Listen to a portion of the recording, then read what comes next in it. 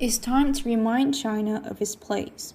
The start of today of oil futures trading in gold-backed Chinese yuan is being widely seen as a Chinese victory in the ongoing financial war for the control of the planet Earth.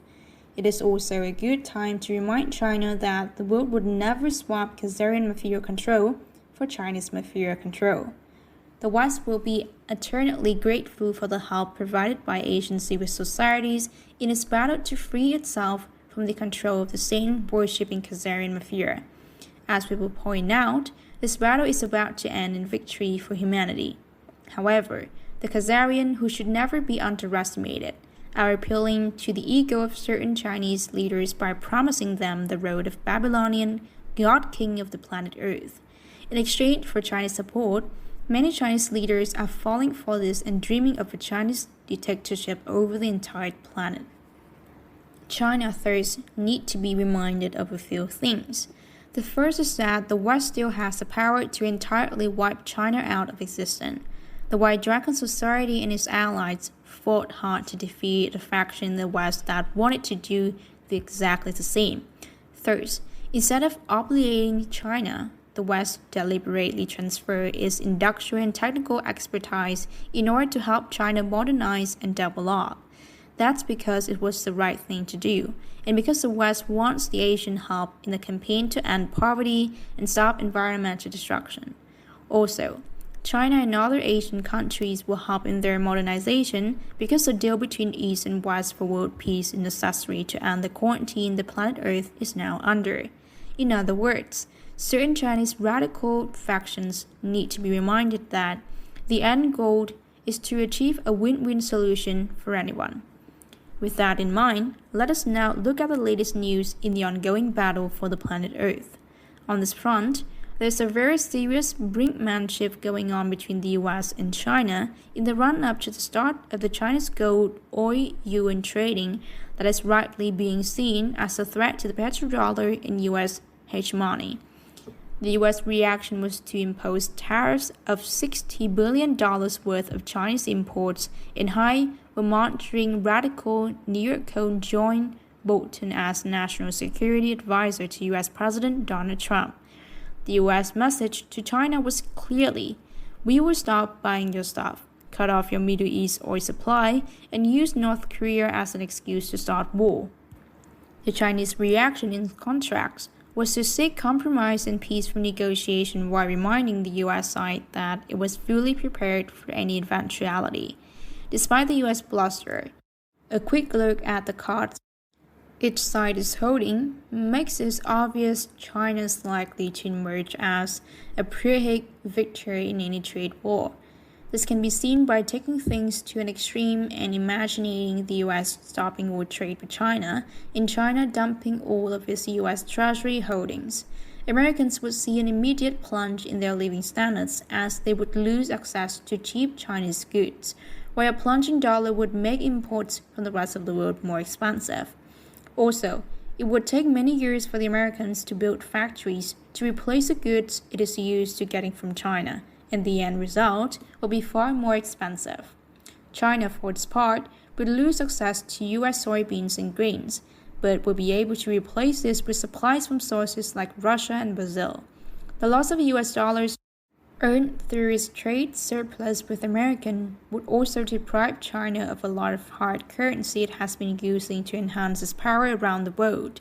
However, it is likely that China has set up the gold trading in part to have a ready substitute for the petrodollars it would lose in a trade war with the US. It's interesting to note, by the way, that one of the most active traders in the first day of Shanghai gold trading was the Rothschild firm Glencore. It is also interesting to note that around 12 million barrels of Shanghai's most active September contract changed hands in the first 55 minutes of trade, more than the most active contract for Brent. On the surface, thus it appears that the Rothschild and the Khazarian Brenthen were right to side with China against the US. However, if you analyze things on a deeper level, a very different picture emerged. In this one, the Rothschild and the fellow Khazarian mafiosi faced a catastrophic defeat. In reality, Pentagon sources say the trade war with China provides a cover for the US military so that they can crash the stock market and confiscate trillions of dollars of stolen assets worldwide. March Madness began on March 23rd as Trump reluctantly signed a $1.3 trillion omnibus spending bill to fund the military so that they can drain the swamp with covert and overt operations across the globe. The Pentagon sources say the 6-month omnibus bill gives Trump's carte blanche so he can fund any agency or program, or defund bad ones like the CIA or Aid for Israel.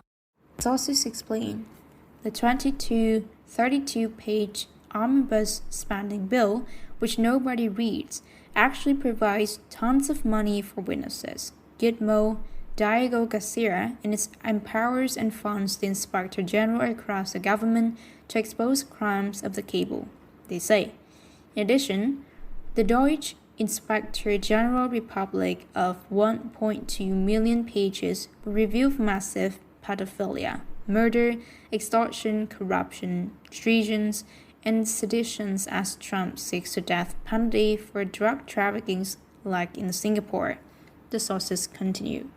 If anyone still has doubts that a purge has already begun at the highest level, they should stop and think about the resignation of Pope Maladic, the abdication of a whole series of monarchs, including the Emperor of Japan, the retirement of scores of U.S. senators and members of Congress, and the disappearance of people like George Soros and Bill Gates, etc. Now that there is a very visible attack taking place against Khazarian mafia control of internet giants like Facebook and Google, on this front, Pentagon sources say David Rockefeller grandson Mark Zuckerberg is going down for spying and insider trading just as Steve Wynn was forced, finally, to sell at his shares. It should be noted that Wynn, for the former finance chair of the Republican Party, owned the hotels used in the mass murder event and attempt assassination of Donald Trump in Las Vegas last October. The purge in Europe is also continuing, with former French President Nicolas Sarkozy being formally charged last week with receiving illegal campaign financing from Libya. Also, France's Rothschild slave President Emmanuel Macron is facing mass strikes and protests over his attempt to cut the wages of French workers in order to make his oligarch masters richer. In Italy, meanwhile, the anti-establishment Northern League and Five Star Movement parties are close to forming a government that is certainly to challenge the fascist EU and its euro currency. The Khazarian mafia, of course, have still not given up their fanatic attempt to start World War III. In the past week, they have been caught yet again fabricating poison gas attacks in Siberia and the UK in an attempt to start war with Russia. CIA sources are saying that the Khazarian blackmailed US President Donald Trump to force him to hire radical neocon Vermonter John Bolton as National Security Advisor.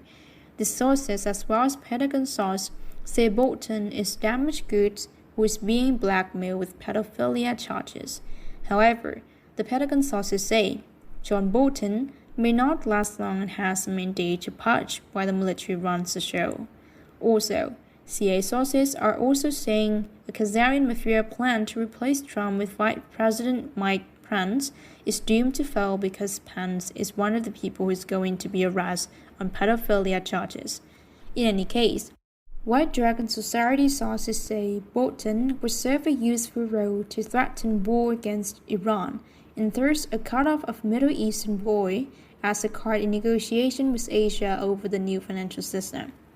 Russian WDS members, for their part, note that Russia, along with its Turkish, Egyptian, and Iranian allies, holds a veto over any Western plan to cut off Middle East oil. The Russians want world peace and friendly, law-based relation between nations, the sources say. They will not fully trust the West until the war-mongering Khazarians behind the fake gas attacks and etc. are all removed from power, they say. On a final note, this writer was invited to a ceremony at Japan Freemason headquarters near Tokyo Tower last week. This is the first time he has ever participated in such an event. The Freemasons invited him as a part of their new campaign to dispel misunderstandings about them by opening their doors to the public at large. What this writer saw was a fairly innocuous ceremony. Below is a photograph of that event. Generally speaking, the Freemasons have had a big impact on Western history because influential people got to meet and know each other at the lodges. As far as this writer is concerned, it is mostly accurate expert for the bit where they claim the Illuminati does not exist. The Illuminati are real and are divided into the Gnostic Illuminati, who are against bloodline rule, and the P2 Large Illuminati, who want a world government controlled by Asian Roman bloodlines. In any case, it looks like the Freemasons support White Dragon Society and Asian Secret Society goals of world peace and friendship between peoples.